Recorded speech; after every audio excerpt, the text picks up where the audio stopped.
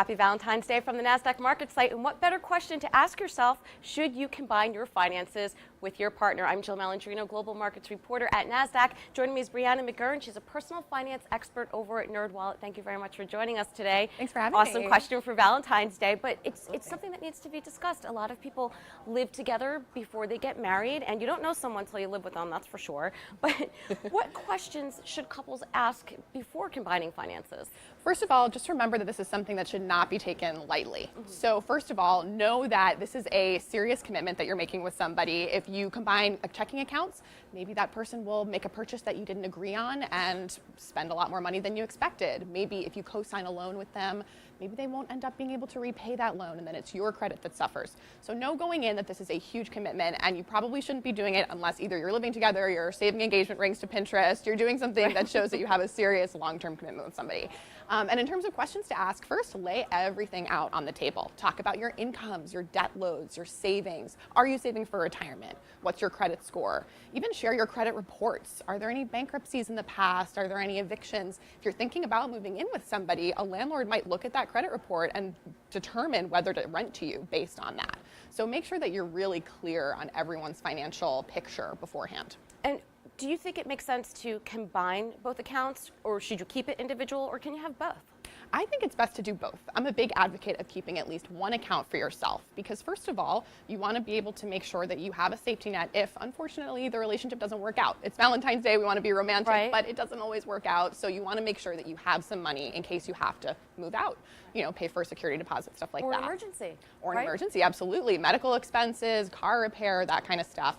But you can have shared accounts, which can make it easier to pay bills together. So if you are both putting in a certain amount of money and then you're paying rent from one account, that can be a great option. Just make sure that you have some of your own money set aside. Right. Now, what if saving is important to me, but not so much for my partner? How do you set boundaries?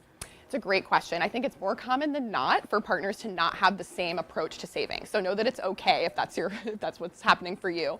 And you can look at it as in terms of a goal that you want to set together. So say you're planning on going on vacation this summer. You have 5 months or so to plan. You can set aside $100 each per month. Make it something fun that you plan for. And so the partner who doesn't really want to save, at least there's something at the other end of it for them, like a fun vacation.